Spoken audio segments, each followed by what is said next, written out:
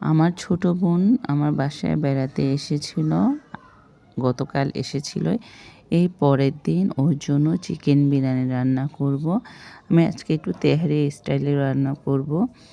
সেজন্য প্রথমে আমি কেটে ধুয়ে রাখাটা চিকেনটা পানি ঝরিয়ে রেখেছিলাম। এর মধ্যে গরম তেলের মধ্যে পেঁয়াজ বেরেস্তা যখন হয়ে যাবে এর মধ্যে আমি চিকেনটা ঢেলে দিব।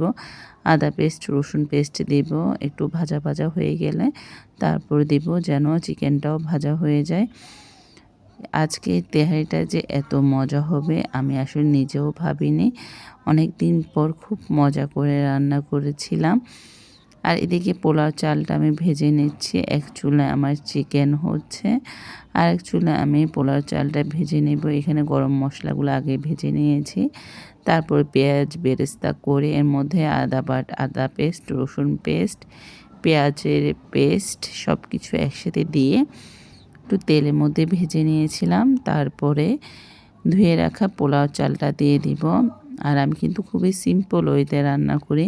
আমি তেমন কোনো একটা বেশি মশলা ইউজ করি না। আমার কাছে বিরিয়ানি মানে একটু তেল মশলা কম হলে ভালো লাগে। আজকে যেহেতু তেহারি স্টাইলে রান্না করছি, আর চেয়েছিলাম গরু মাংস দিয়ে তেহারি করতে, কিন্তু আমার বোন গরু মাংস একদমই খেতে চায় না। ওর যেহেতু অ্যালার্জির সমস্যা আছে, সেজন্য ও খেতে চায় না। আর আমার বাচ্চাদের একটু অ্যালার্জির প্রবলেম আছে, যার কারণে চিকেন দিয়ে রান্না করছি। যাই হোক, এখানে সব মশলা দিয়ে দিলাম। আমি একটু সাথে টমেটো দিয়েছি, আলু, গাজর। এরপর আমি তো রেসিপি দিচ্ছি না, আসলে আমি আমার মতো করে রান্না করছি। আর আমি যেভাবে রান্না করছি সেটাই আপনাদের সাথে শেয়ার করার চেষ্টা করি।